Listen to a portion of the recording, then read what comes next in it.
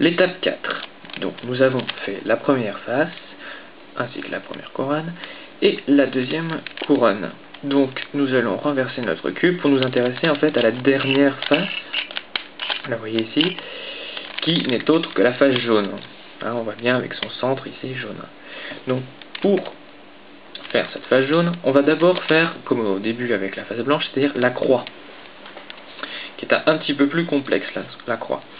Donc, alors le cas le plus simple, c'est quand vous avez un L déjà formé, un L à l'envers. Hein. Prenez pas en compte ce cube ici, prenez juste le L à l'envers. Vous voyez, voilà.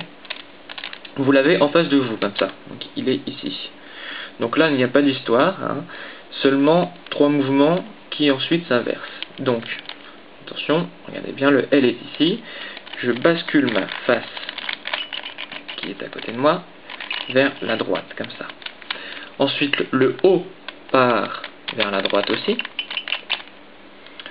Le côté droit monte. Et ensuite, vous faites le mouvement inverse. C'est-à-dire, le haut revient vers la gauche. La droite redescend vers le bas. Et votre face repivote. Voilà. Et vous voyez qu'une croix est ainsi formée. Alors, attention. Cette croix est formée.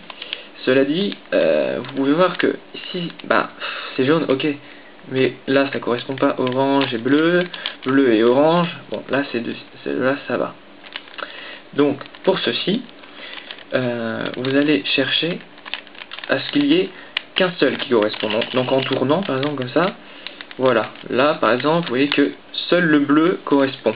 Là c'est orange, là c'est rouge et là c'est vert. Donc prenez-le comme ça. Ensuite, vous regardez sur le côté. Par exemple, là, c'est vert, ok, mais là, c'est rouge. Alors que là, celui-là, il est bleu, orange, excusez-moi.